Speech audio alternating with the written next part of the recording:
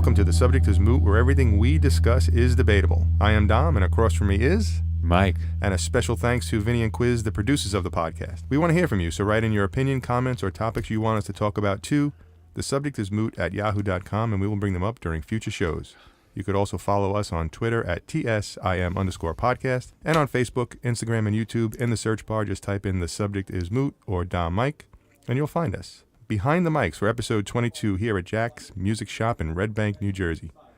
I got to tell you, Mike, this is my favorite place in all of Jersey. Known for its great restaurants and shopping, home of the Count Basie Theater, Jay and Silent Bob's Secret Stash, and of course Jack's Music Shop and much more. You ready to switch up venues? Sure. Always ready. No greater place than to talk about music in a music store. It's like at home here. Exactly. Nice and warm here. Just a bit. It is springtime, too. It is spring. So. It's very lively in this area. Very lively. It is. It's cozy. Jack's is very popular in this area. I think he's been around here, for over 40 years. Nice. He's got a nice crowd, nice fan base, and a bunch of loyal customers. So this episode is brought to you by Sweetwater. Sweetwater has been providing music instruments and pro audio since 1979. They have excellent products, pricing, and customer service. Sweetwater also offers interest-free financing, free shipping to the lower 48 states, and exclusive free 2-year warranty, which comes with nearly every product they offer. They are located in the United States in Fort Wayne, Indiana. Call 800-222-4700 for sales assistance, technical questions, or advice. You could also check out their website at sweetwater.com. Question for you. Shoot. Always ready for questions, especially if it comes to music. It is. Godsmack's new album. I don't know if you heard it. Yeah, actually, I was actually sampling it today. When Legends Rise? Yeah. I listened to it for the second time today, and I got to tell you, a little commercial. A little different than the original Godsmack sound. I also haven't followed their whole entire catalog. It's just not as heavy as what I'm used to. Kind of dropped off on some of what they recently have done. Have they done anything recently? I think the lead singer kind of ventured out on his own for a little while, doing some like acoustic project on his own, like under his own name, like Sully Erna. I'm not sure when the last studio Godsmack album came out. I can't give you a date. I'd be lying if I knew. But yeah, I just think when you've been around as long as they have, and you are you're so owned at your skill, their songwriting is just improved. And when you get to that level of songwriting, it's going to come off a little bit more contemporary, a little bit more commercial sounding. But it's just really that your songwriting skills have improved over the years of doing it. Well, I have to say, there's only one thing I'm disappointed in. The first two songs are not 3 minutes. They're less than 3 minutes. I think songs should be no less than 3 minutes. I think my perfect song is really 4 minutes. Outside of punk and grind, I understand what you're saying. But those two genres usually will pump out short songs for a reason. I don't know. I don't know why. I don't know why those. I mean, I think it's 11 songs and 38 minutes. Well, we're living in a world people have extremely short attention spans, so. But it's the first two songs only. Yeah, I know. But still, I think sometimes you start an album out, you come out of the box quick, so people kind of know where you're coming from. They establish the album with 2 quick songs, and then you settle in and they're really good songs, though. Yeah, they are. But I will say, probably one of the most disappointed, greatest songs that's under 3 minutes. Eddie and the Cruisers soundtrack, John Cafferty and the Beaver Brown Band, On the Dark Side. It's 2 hours. It's 2. I guess I wouldn't be complaining if it was. No. It's 2 minutes and about 44 seconds. But it kind of crescendos, and so you're probably around 2:40. Well, with a song, when it comes to pop music or a song that's written for the radio, yeah, there's only so many times you can sing the chorus, especially when it's but the solo is short in that song. Yeah, but and you got your title song is when Legends Rise should be, I think, a little bit longer than that. I don't know, maybe I'm making a little bit bigger of a deal. I like songs at least 3.5 minutes to 4. That's my sweet spot.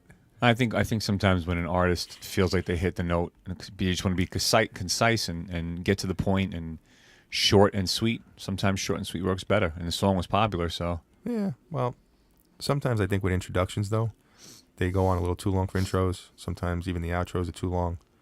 But how many people hate songs that are 5 minutes and longer? And I listen to songs that are ranged to 7 to 15, and because the musicality of it keeps me interested, and it doesn't Well, get boring. That's the prog part of you that you like the prog. That's what makes you like the prog. Right.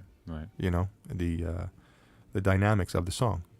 I've been listening to a lot of Madonna lately, 80s Madonna, and I noticed one of the things in the 80s was, I think, to elongate a song, to not be in that 2.5 minute mark. Sometimes these artists, and it was probably a studio like staple, is just draw the song out, you know, with just repeating the chorus over and over again, or the name of the song over and over again. That's Police. Right. Right. But that probably led to that idea of, you know, how could we make the song just a tad longer so we're not putting out a 28-minute album of 8 or 9 songs? Because a lot of Madonna's early records were only 8, 9 songs. What's your favorite song by Madonna? Now, let me rephrase your favorite, and you and I both share the same favorite song by her. What's your favorite upbeat pop song? That's a tough one. Would you consider Papa Don't Preach upbeat? Not really, because it's got a real... That's really upbeat. Yeah, but it's a serious subject matter, though. It's a serious subject, but you're talking about the beat? Or you're talking about the subject? You're talking about the lyrics? Or are you talking about... The lyrics, yeah. I love that song. Which one? Papa Don't Preach? Yeah, it's a great song. Borderline is really good. Borderline is good. Yeah, I mean, I like a lot of her 80s stuff. I love it, actually. I actually have... The older I get, the more I like her stuff. Holiday is one of my least favorite. We overplayed that as a DJ. Wow. And that's my least favorite song by her. Only because we've overplayed it.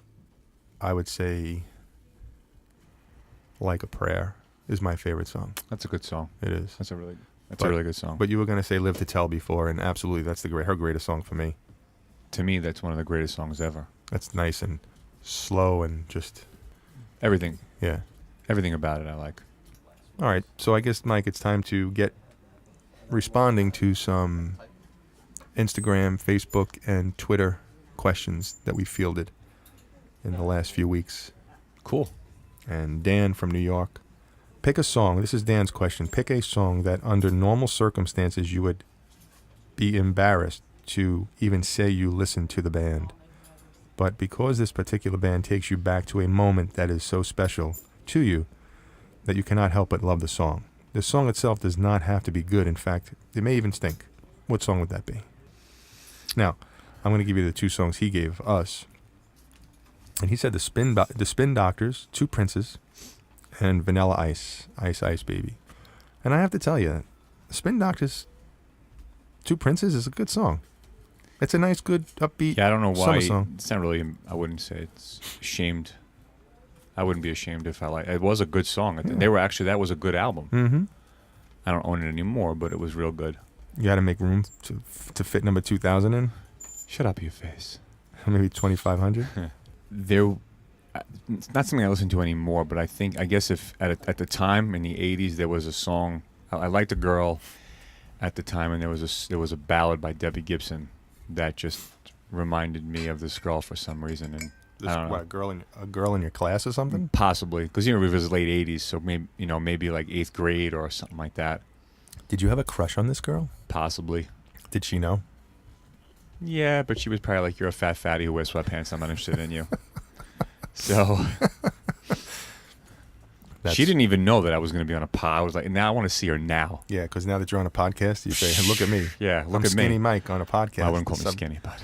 Well, compared to what you used to be. Wow. You're half of what you used to be. I'm tall, though. I'm going to give you some songs that bring me back into time. I don't say that I'm embarrassed to listen to, but because of that special moment, maybe that special time. And, we always talk about what does music do? Music brings people together. Everything it does. It moves, it moves you. It sets the mood. It actually carries you. It can get you out of tough jams. That's for sure. It can get you psyched for a game. It could also bring you back. Nostalgia, I think, is probably one of the things that people look at music for. A lot of philosophers will argue, or not even argue because, philosophers think that they're right, will say that's people's attachment to music, is the nostalgia, or that, something in your brain that makes you think of a moment that song triggers something in the. And I understand that, but I don't fully agree that that's why people love music so much and hold on to the melody. Or I think sometimes when you overthink it too much, it'll ruin it for you. And I know somebody who does that. Well, I will tell you this though: when a new album comes out, you really can't think back into time yet. So I guess new albums don't do that to you, but the older albums. Well, but people get excited for what they're going to hear on that album. It's not like I'm saying to myself, "Oh God, I can't wait for the new Satriani because it's going to create memories." Mm-hmm. I can't wait to hear the new Satriani because I can't wait to hear what he has to as an artist, right? What he's going to do this time. Oh yeah, that's two different things though. Right. I think getting excited for new music is different than getting excited to listen to the Boys of Summer. Sure. A song that brought you back to your childhood. Yep. I didn't mean to take you off topic. Go back to no, not at all. But Electric Avenue by Eddie Grant is something that I just think back as being a kid, and in special times of being with my friends on my old block. Rock Me Amadeus, One Night in Bangkok, Somebody's Watching Me by Rockwell, which probably of all the songs that I'm mentioning now is probably a song that I think of the most because my friend used to just change lyrics to a lot of the songs, and I remember him saying saying things or singing things that I can't really sing, because this is a family show, but I can't sing, but it just brings me back to that time, and that's special. And I always liked Loverboy by Billy Ocean, even though now when I listen to it, I'm like, that's kind of cheesy, but it had a great beat. Well, the 80s was cheese, very much cheesy. Some of it, but great. Yeah, great cheese. Well, cheese is great. Yep. Who doesn't like goat cheese? So, good question, Dan. I mean, I guess I don't know. I mean, I'm not embarrassed, or it doesn't really. I guess as far as memories go, I mean, I guess Barry Manilow, my mother listening to it in the house while I was playing with some of my favorite toys, or maybe Culture Club or something like that in the 80s, of listening to it on the radio while, maybe in the pool in the backyard or something like that. I mean, I don't know but I would listen to either one of those artists now.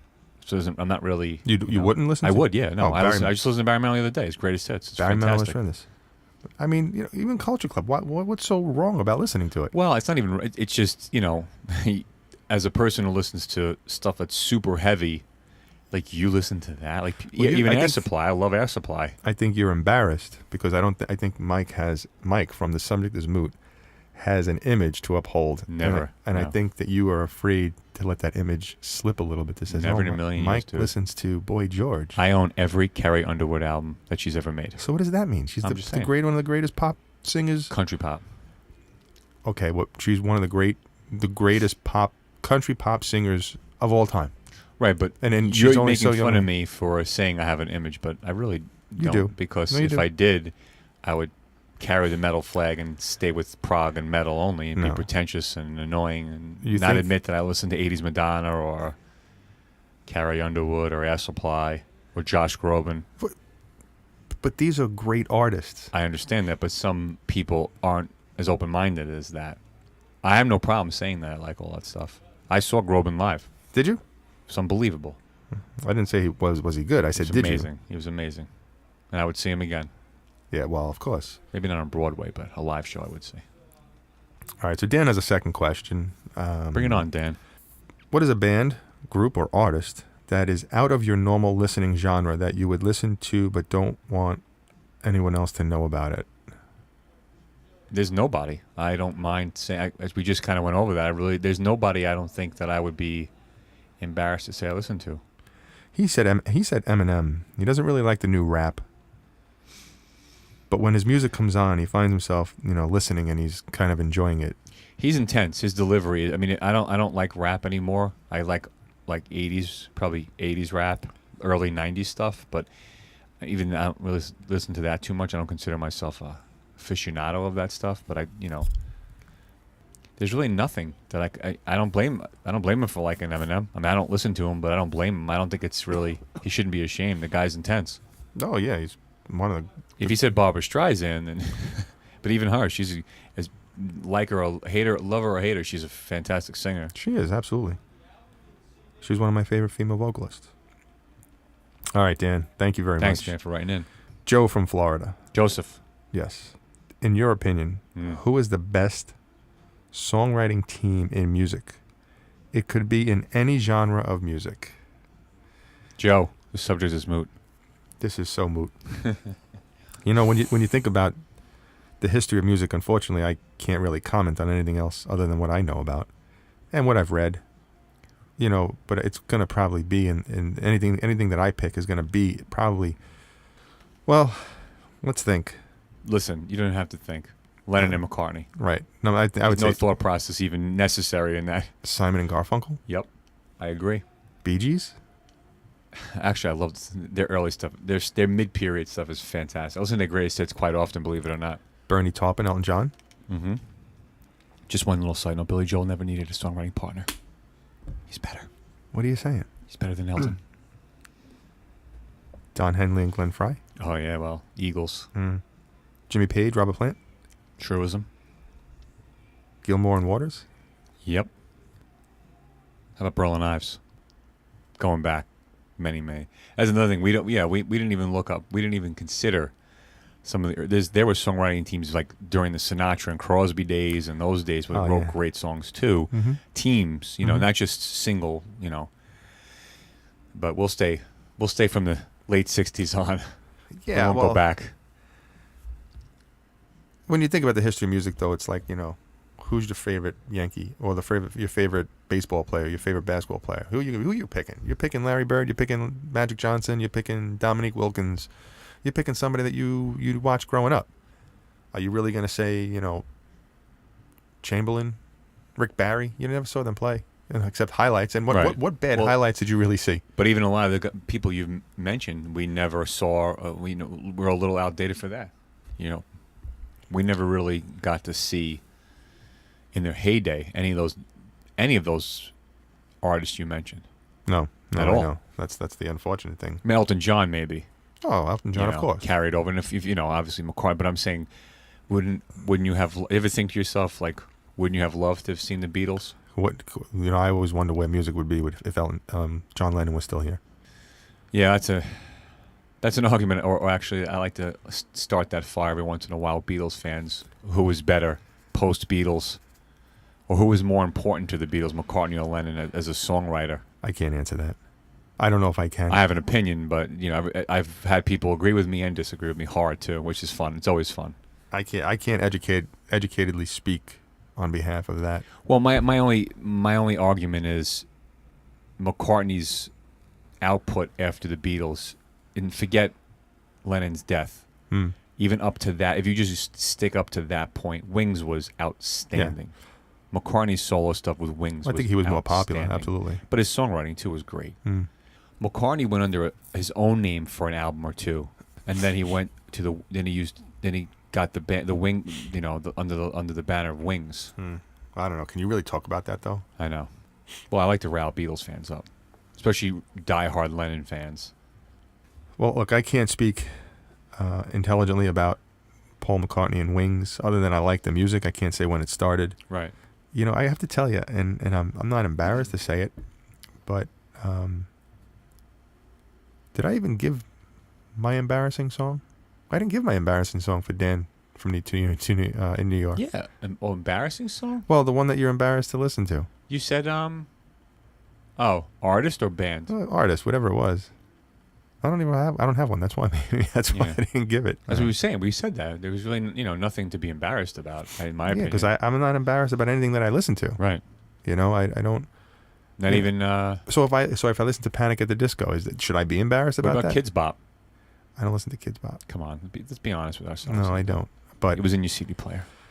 Every once in a while, I do listen to Rainbow Connection, Muppet movie. Me and my daughter, we sit in the car and we listen to it.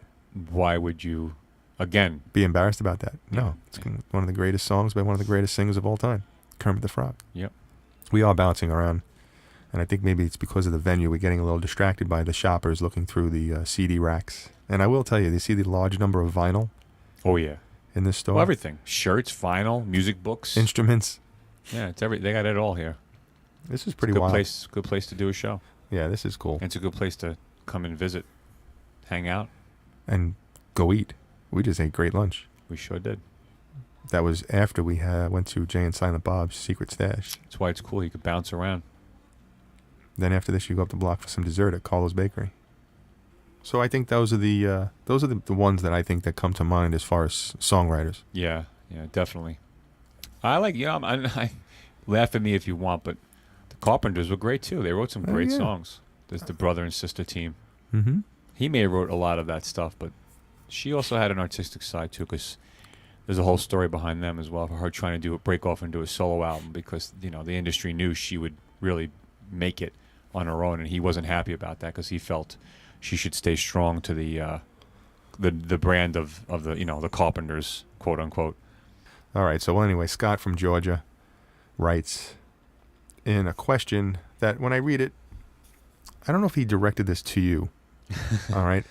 I'll take it. And it says, what rock band, not prog metal, in parentheses, has the best lineup of talented musicians? So the way I take this question, because that's what it says, what rock band, not prog metal, has the best lineup of talented musicians? Well, it's easy. If as long as no one argues that they're metal, it's Rush, because they're not metal. So I'm gonna just say Rush. It's easy. To me, it was easy. It's a no-brainer. You know what comes to my mind is Rush and Led Zeppelin for me. But if I have to pick one, it is Rush, because they're a three-piece band, and the sound that they've put out and produced for a three-piece band, and it's just, I think by far, when you look at the talent with Neil and Alex and Geddy, yep, and what they've done, and when you look at talent, and I'm not taking anything away from anybody in the history of music, and that's why the subject is moot. When you look at those three, I don't really consider Geddy Lee the greatest vocalist. That'll be people's arguments, is that his vocals, but I mean, Plant, he can get on people's nerves, his vocals, I'm sure. Not as much as Geddy, though. No, I know.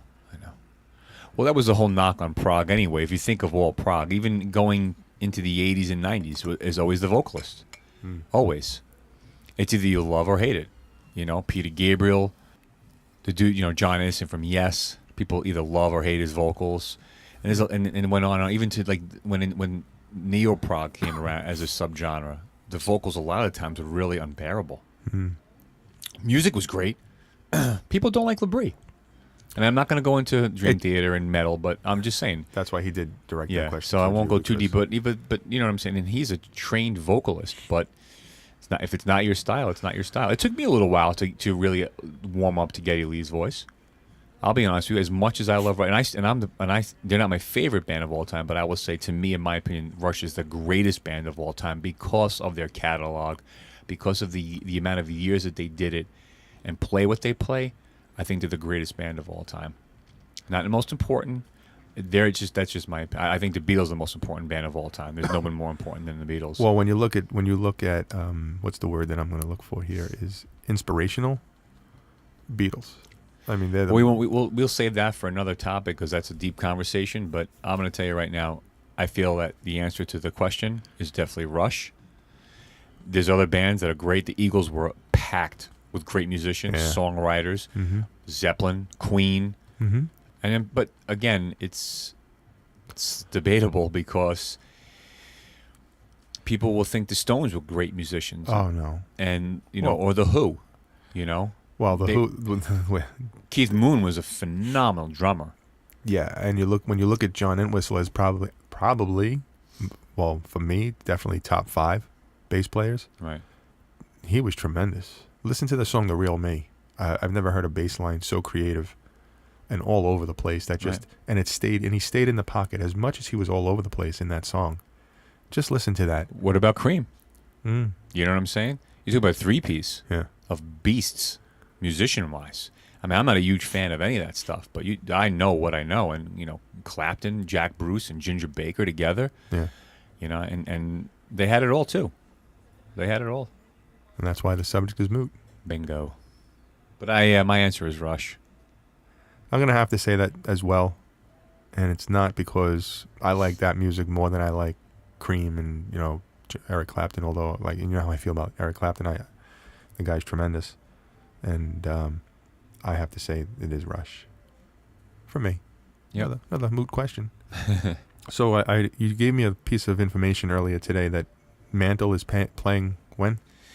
The Mantle is playing a date in May and a date in June. I believe both times in Brooklyn. I should do a little fact checking on that, but and they're like openers for some other bands, but I would love to go and see them. I think I'm going to see the Gin Blossoms and Tonic. I love Tonic. In June. Tonic wrote some great stuff. They're a very underrated band, Tonic. I think, and there's also a third person playing also. I don't know where it is, but I think I'm going. I think I was talking to a buddy of mine, and he told me about it.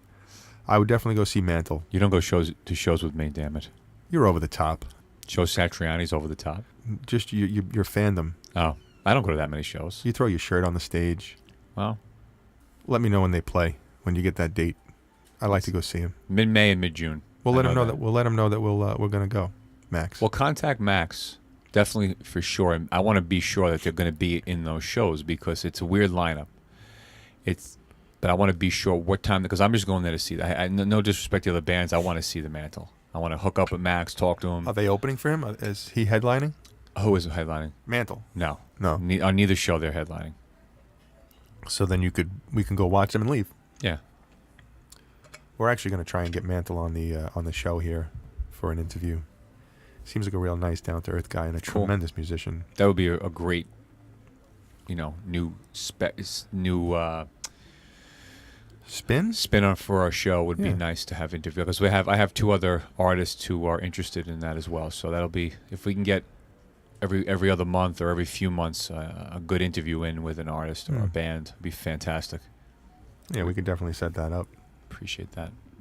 Yep. So, but I would have to say Rush. Rush is my pick. I'll be honest, man. Especially in the '70s, there were a lot of great bands going into the '80s that were jam-packed with great musicians. But once they got to be radio friendly, people didn't look at them anymore as like a musician's band. They became a radio friendly pop band in a way, or whatever, however you want to, radio band or whatever you want to call it. A lot of that group of like Styx, Journey, Kansas, Toto. I mean, Toto. REO Speedwagon. Those bands were. I guarantee you, every single one of those guys are top-notch musicians. I can't name every member of all of those bands, but I know for a fact, just from back-checking over the years and getting into those bands, not just their greatest hits. Like, I got heavy into Kansas because I said, you know what, it's time for me. A lot of these bands have so many great hits. They have to be more than just the hits. And I probably started that with the Police. Because I said to myself, I love the Police's greatest hits. Are you talking about B-sides, or are you just talking about full albums? Full albums, yeah, full deep tracks. They're tough. Things. I kind of feel like. Well, that's where I'm going with that. Oh, okay. Yeah, Journey and the Police are probably, and forgive me for saying this and for being ignorant, disappointing. Both, I think, the Police and Journey. I can't agree more. When you listen outside of the greatest hits album. Yeah, I couldn't agree more. Yeah, and you look at the musicianship of them, and then.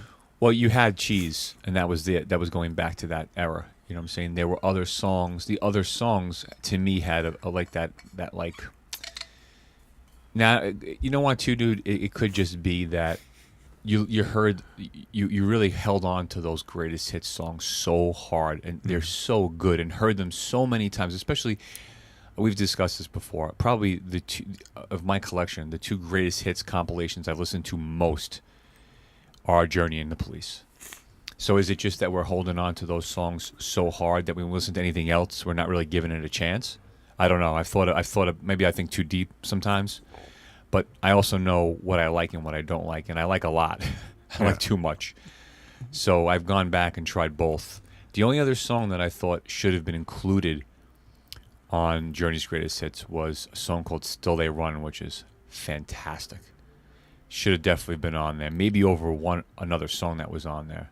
One thing I don't like about the Police is when they repeat a lot of whatever they're repeating. Right. There was another studio track, deep track, on one of their albums too that I thought should have been. Yeah, but you'll say that about a lot of bands. There was a couple. But I'm talking about just like one track. I'm not saying like when I listen to Kansas or Styx or Toto, you hear a lot of songs that you could have been like, well, even Billy Joel, as much as I hate that people just give his greatest hits a chance, and he's got a lot of them. He does. But he also has a lot, even the B-sides are probably better than people's greatest hits. Yeah, his deep tracks are unbelievable. And I don't want to go on, how I feel about Billy Joel, but... You like him?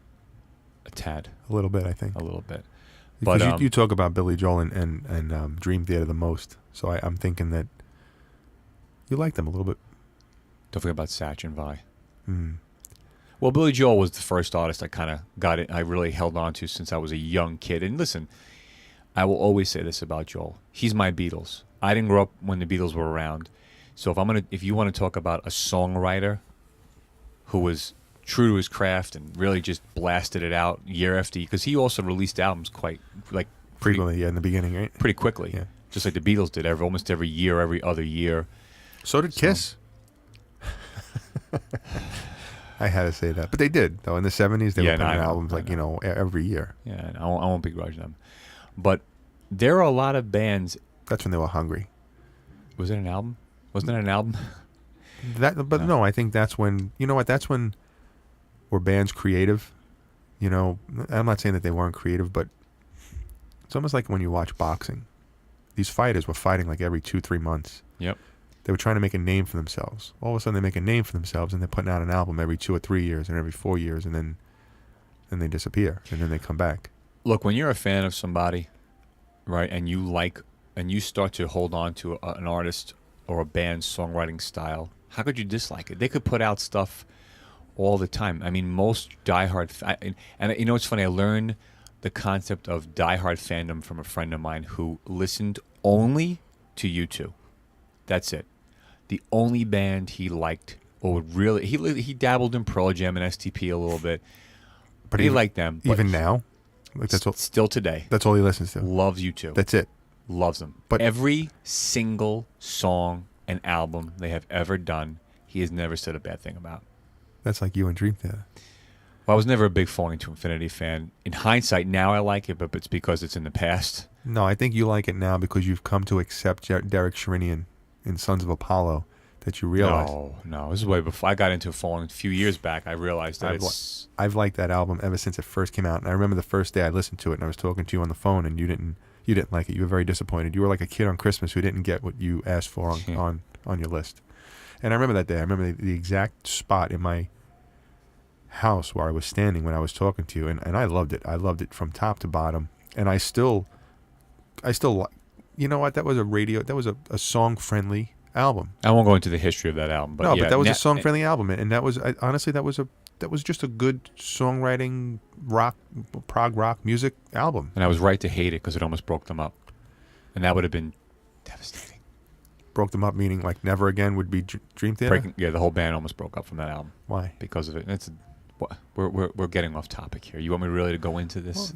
Well, you could just land the plane with a quick story. Basically, because the label got heavily involved and was pushing them around and trying to tailor their songwriting and to be more radio friendly. Yeah, they actually hired Desmond Child to come in and help them write songs too. Which Desmond Child was a very, very popular co-songwriter in the 80s, 90s. He helped John Bon Jovi write songs and so on and so forth.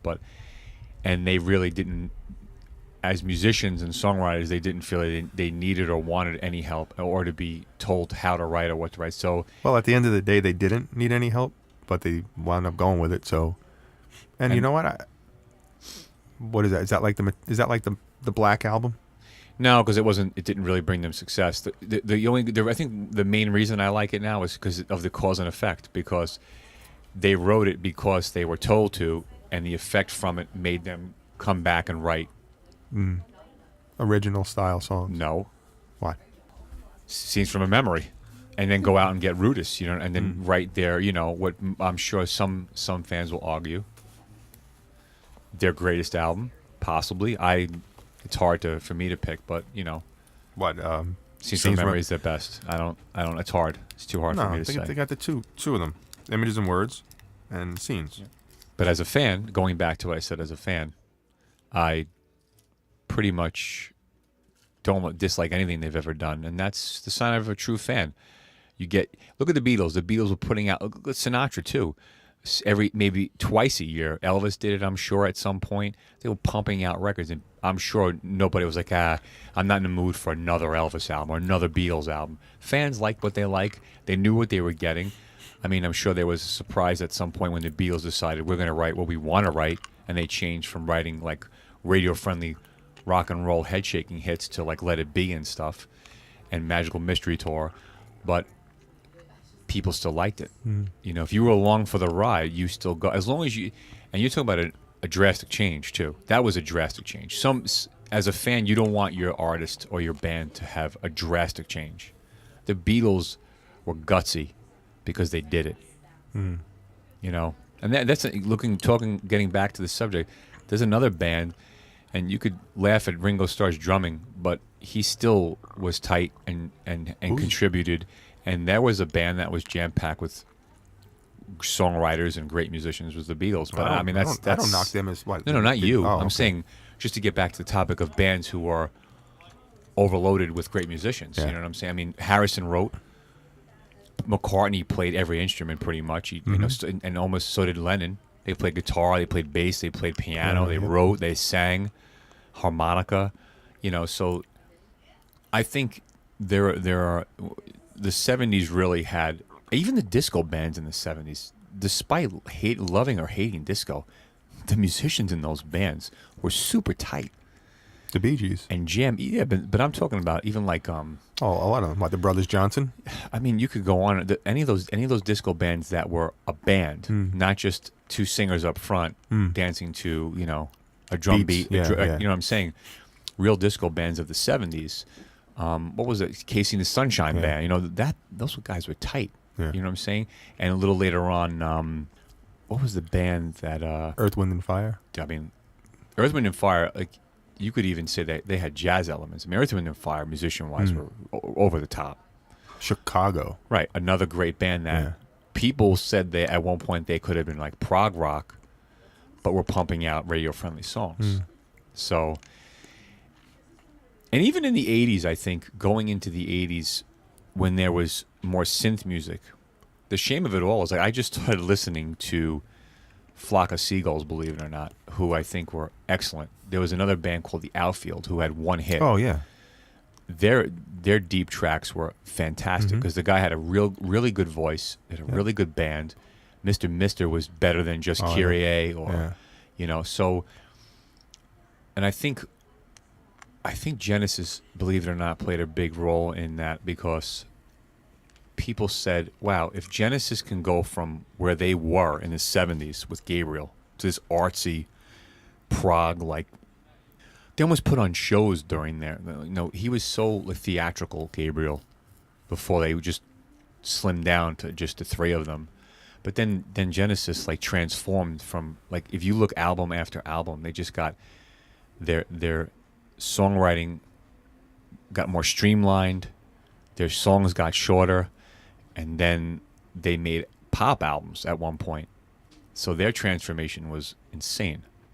And I think bands in the 80s probably also took a little note from that and said, wow, if Genesis can do this, why can't we be great musicians but just write 3 and 4 minute pop songs? Right. You know, so, and then what happens is a lot of those bands and musicians get overlooked because they're considered, you know, radio bands or whatever, just like I said with Styx and those guys. But musicians know how great, like Steve Lukather from Toto. Oh, yeah. People know one of the best out there. People know how great he is. And he sat in on a lot of other recordings of pop artists because he was a go-to guitar player for Quincy Jones a lot of the times. So, well, that was actually probably one of the questions we've had the most discussion about about, I guess, because of the element of the actual question. Well, it's a great question, and it warrants, I think, a long-winded answer because again, not a lot of people don't care how good of a musician. Majority of people out there just want a good song. They don't care how great the musicians are. Right. I like both. I like both. I like to see musicians who can go out and play what they're playing on record. Well, you're gonna look. There's different tastes for different people. Sure. You're gonna listen. You're gonna like people, or there are people out there that are gonna listen to music just for the lyrics. Right. Which I don't even. And that's the last. And we talk about this periodically, you know, and it comes up because of that. And that question is a spin-off of that. when the songwriters, do I really care about lyrics? No, I don't really. I'll listen to the lyrics as the last part. That could be, though. I think sometimes I think to myself, it could be because we're products of the 80s. And the 80s, the lyrics during the 80s were really stupid a lot of the times.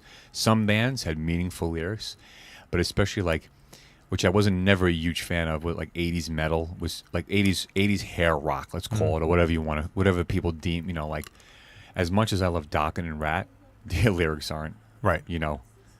Their lyrics are terrible. I could, and I couldn't even quote a lyric. I could sing along with the songs, but I couldn't quote a lyric because I don't care. Yeah, but what were you listening to? You were listening to the solo. You listened to the riffs. Well, I was listening. Well, they were good songs too. I like this, but I was listening to George Lynch and I was listening to Warren DeMartini. Mm-hmm.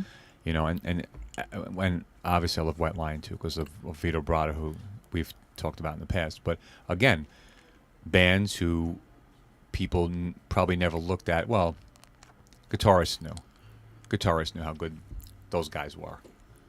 But the other musicians were excellent. And those are the bands that were doing it every night. Right. Even when they got popular, they were still playing, 200 plus shows a year. Not a lot of artists do that anymore. What about Fleetwood Mac? I love Fleetwood Mac. Yeah. I mean, you could sit here and talk about, a lot of bands out there. Right. That's why the question is great, and you can go on and on about that question because the list of bands is endless. It's just endless. Tweets. All right, so Mike, we just stopped a customer to. We tied him up. We tied him up, put him down in front of a microphone, and figured we just pick his brain.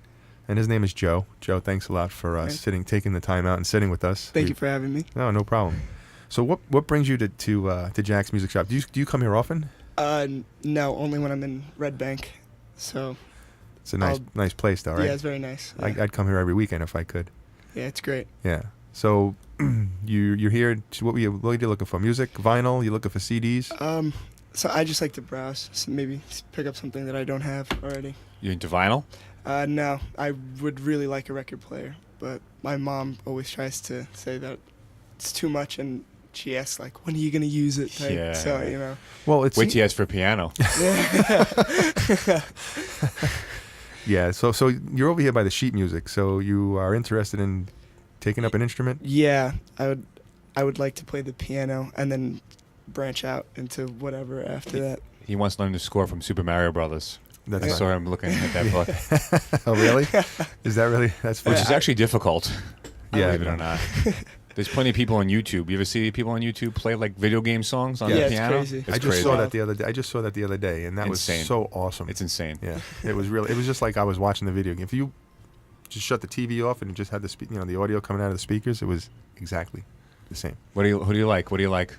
I listen to a lot of Pink Floyd. Cool. A lot of Frank Ocean. Nice. You really bounce around. It's good. Yeah, I do. And there's trying to think who else. Brockhampton is these new guys out here that are really good. They're from Jersey? No, I think they're from Texas. Okay. But they're great. They're like, they call themselves a boy band, but they're like.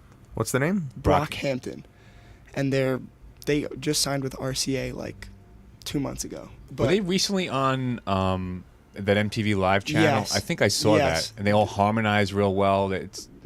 I'm not sure if it's They- the same band or they not. they rap. They rap. All and of them, right? sometimes some of them sing, some of them rap, some of them are producers, but if you're like doing anything that contributes to the boy band, you're a member of the boy band. That's cool. So it's crazy. And I listen to a lot of Zeppelin, a lot of Beatles, Nice. a lot of old school stuff. Well, what's better than the Beatles? Nothing. Yeah, pretty much. Yeah, I know. So yeah, just It's cool that you're all over the place, though. yeah. That's good. I like to listen to. I like a different range. Versatility. That's all. Yeah. Yeah. And that's what's great about music is that you can switch it up and have listen to the best of the best in every genre. Yeah. And it's never boring. Oh yeah. No, I'm never bored. Well, that's what it is. You never will get bored because you don't just stick to one thing. And I'm the same way. I bounce all over the place too. I love what I love, just like I'm sure you do, and everyone else is a fan of music. And that's what's good. You take up the piano, man. It's going to drive you because you're going to want to learn songs. You want to learn, even if there's a song that doesn't have piano, you could still bring it to the piano. So Yeah. it's cool. Oh yeah, absolutely. Make it your own. Yeah, I would definitely want to learn how to play guitar. It just looks. It not only does it look cool, it would just be so cool. I love the guitar, so It you're looks- talking to the right guy. Mike is Yeah. Mike is a guitar snob. No, I'm not. He thinks Not true. guitar is the only instrument out I there. love the piano. Are you kidding me? I would love know. to play the piano. If you had to do it all over again, I would start with the piano, 100%. if I had to do it all over again, I would start with the piano, no Yeah. question. And then, but I would go to guitar eventually. I would probably not start playing an instrument when I'm 26 years old, though. Yeah. You know, I would have started when I was a lot younger, but unfortunately, I was involved with other things like sports and things that I really, as much as I listen to music still, as much then as I do now. Sports is a distraction. Well, If you want to become a good musician, it is, trust me. playing an instrument just wasn't on the list of things that I wanted to do as a kid, and I took it up later on in life just to kill time. It was more of a hobby. Yeah, How old Yeah. are you, Joe? I'm 17. Oh, so young. Oh my God. You got it, man. You Start got now. it. Yeah, Yeah, it's you're in good. the right place. I'm only 20, so Yeah, unfortunately, I'm a little older than that. But so 25. if you had to, so if you're going to start with, let's say, if you're going to start with piano, who would you listen to? Who do you think you'd listen to? Billy Joel. Absolutely. Oh, Seen him Nice- 3 good times. man, good I've man. seen him 3 times. Did have you really? At the At the Garden, Garden? yeah. Fantastic, right? Great every time. And the show's he doesn't play the same songs every concert too. So you're Well- always getting a variety of different Billy Joel songs whenever you go. I won't get involved in this conversation. When was the last show you saw him at? I want to say sometime last year, Okay. maybe March. You Okay. saw him recently, didn't you? I saw him in December. I saw him on December 20th. It was a show that his show last summer got canceled because he was sick. Oh, And I want to say it was like a June concert, June or July, and he got sick. Well, it could have been August, but he got sick and it was postponed, rescheduled for December 20th. And I remember saying, "Oh, that's so far away," and then all of a sudden, time flew. Hmm. It came up, and he it was obviously during Christmas time, 5 days before Mhm. Christmas, Yeah. and he was in between each of his songs. He would play Christmas tunes, and that's great. it was just a tremendous show. It was really light and fun, Mhm. and it really made you escape. Yeah, Yeah. I had fun every time I went. It was great. It's Billy Joel, And man. for seven, Yeah. but he's 17. Though. See, that's what's great about music is that the young kids today they're appreciating the old artists. I mean, you kind of have to with a lot of the stuff that's out now. Yeah, well, that's the thing, and it's the stuff that's out now is just not lasting. It's not holding up. I don't like most of the stuff out now. Well, I remember when I was younger, like 17, 20, a lot of people go, "Oh, you should really listen to this," but Zeppelin, and I'll get there. But there was stuff out that I like some of the newer stuff that you liked. There's going to always be stuff that's relevant that's still good. Like I don't like rap, but Frank Ocean is a tremendous artist. The guy, his stuff is meaningful. It's not just about some of the other nonsense that some of these other rappers. Why this is one of the reasons why rap is kind of tailing off a little bit is because there's no substance. Frank Ocean Yeah. is substance. Yeah. You know what I'm saying?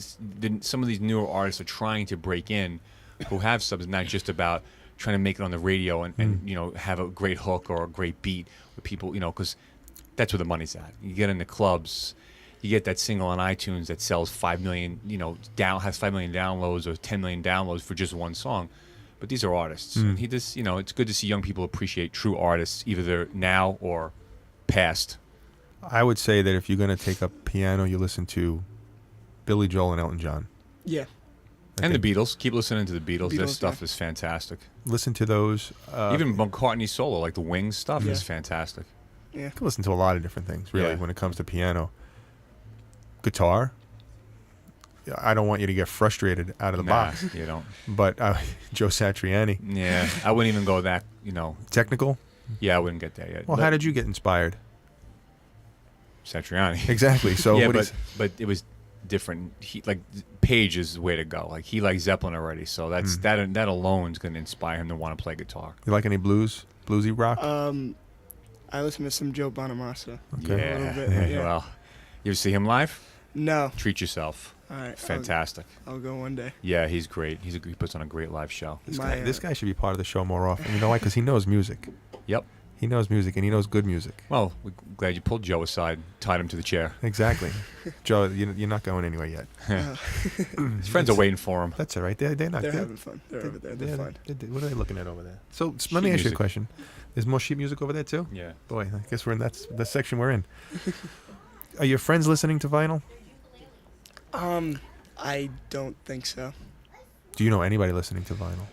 Actually, I do have one friend that I hang out with. Sometimes he has vinyl, but I've never had the pleasure of going to his house and listening to it. I think that this is the age where, like, you start to want to branch into what you want to own, like Yeah. like a record player. Yeah. You know, they're not that expensive anymore. I mean, some are. You Some could probably are. pick up a decent one for $100. Now I don't know if $100 could be a lot to you, but you could probably get one for $100. You look on Amazon, Yeah. and I would say that's probably the place you're gonna. I'll probably- pre-warn you now, though. Collecting music can get expensive and become a very obsessive hobby, especially if you love it. And I can tell you that firsthand because I just stick with CDs, but that's only because for me to start collecting vinyl now, I would be poor. See, Yeah. and that's what I don't understand. You know, and we talk about this all the time, and that's really why a lot of times we like to sit down with the consumers today, the new consumers. You're a new consumer, because you're 17. Yeah. So as far as buying music, you don't have. He has a couple of CDs in his collection. Okay, To say the and least. I have half of what he has, and I can't even start picking up. I don't have no reason to pick up vinyl of an album that I already have. Yeah. Now I have Billy Joel's Greatest Hits on vinyl.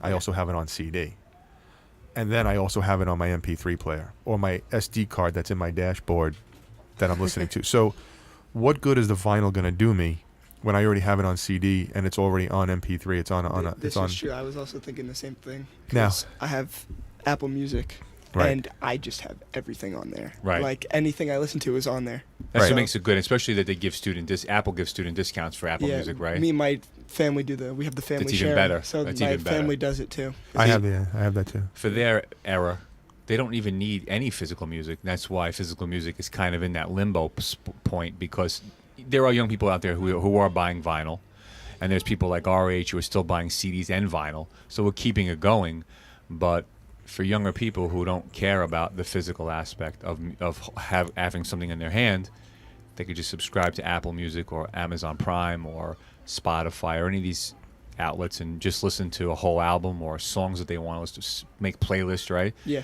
So it That's that's why I don't understand the mystique of the vinyl, except if you're an audiophile and wanted to listen to the albums where they say like the purest form of audio is on LP, where you're putting the headphones on, but who has that time? And who's listening to headphones like you have on Yeah. your head to be able to pick up the difference of how good a vinyl will sound over an MP3? These are my Grados, and I'm glad you noticed them. Yeah. These are this company's out of Brooklyn.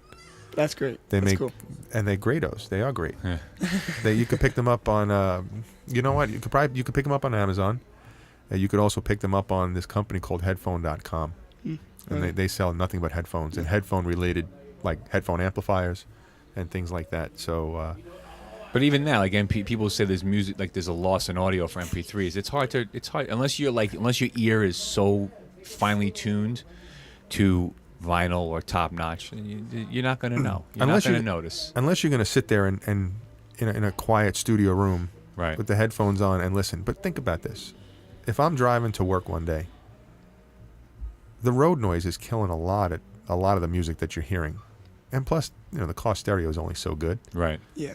So between that, the noise and everything else, Also, for a young man like himself, going back and forth to school, headphones on, you're not really going to be able to. If you were the type of person to sit back in your room after you're done with your homework or at night before you go to bed and you want to chill and listen to A Hard Day's Night or great song. Magical Mystery Tour on 180 gram through a pair of really good headphones, you'll start noticing the difference. But if you're just on the go, let's not keep Joe too much longer. What questions you have for us? Anything? I don't want to put you on the spot. You could ask us anything.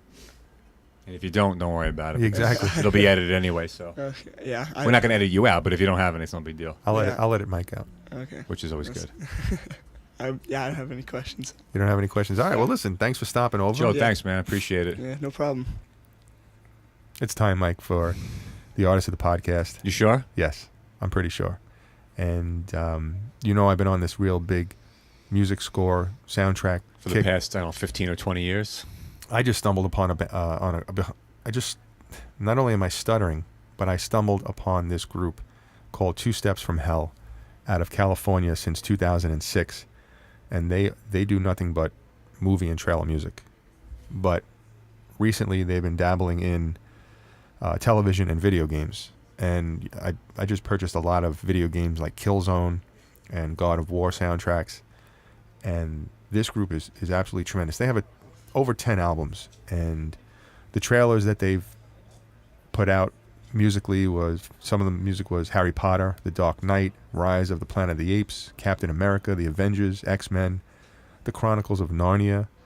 Video games that they produce music for is Resident Evil. And this is just some. I mean, there's paragraphs full of video games and movies and trailers. Killzone 3. Let's see. We got Assassin's Creed. Television shows. Breaking Bad.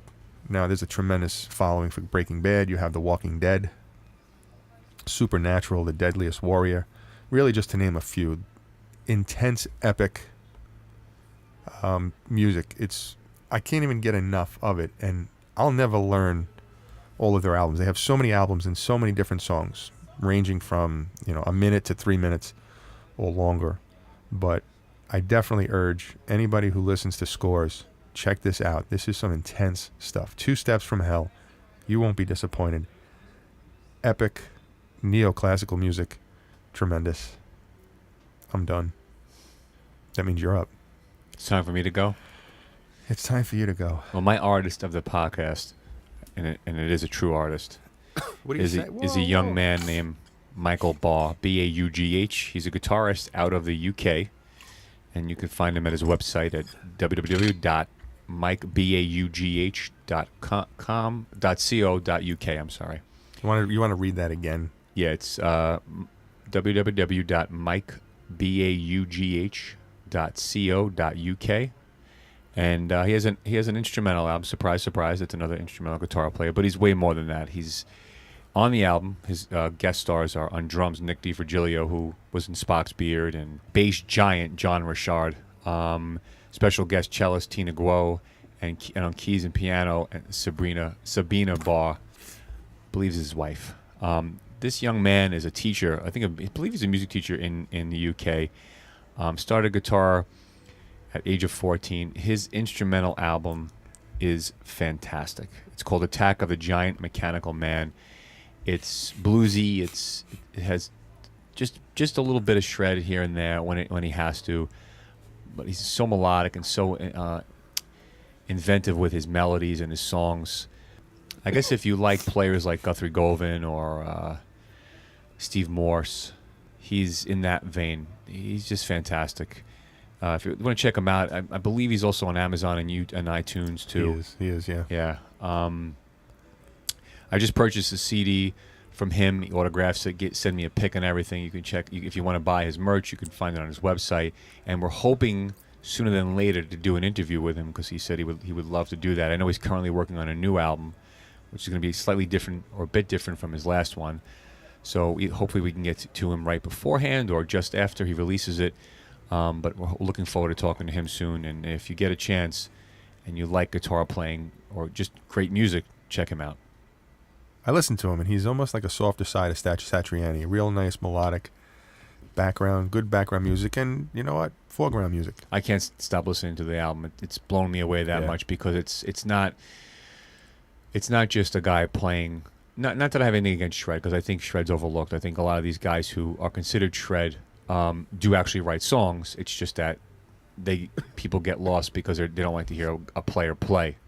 Right. But it's so much more than that. His album is fantastic. You could hum along to his songs; they stick in your head, and his melodies and his note choices, everything is just fantastic. He's, of all the guitar players I listen to, he's really fantastic. He's really, really, really good. And I listen to a lot of great guitar players. You certainly do. Well, it's time to wrap it up. We want to hear from you, so write in your opinion, comments, or topics you want us to talk about to thesubjectismoot@yahoo.com, and we will bring them up during future shows. You could also follow us on Twitter at @TSIM_podcast, as well as Facebook, Instagram, and YouTube. In the search bar, just type in The Subject Is Moot or Dom Mike, and you'll find us. For now, I am Dom, and across from me is... Mike, and we are out.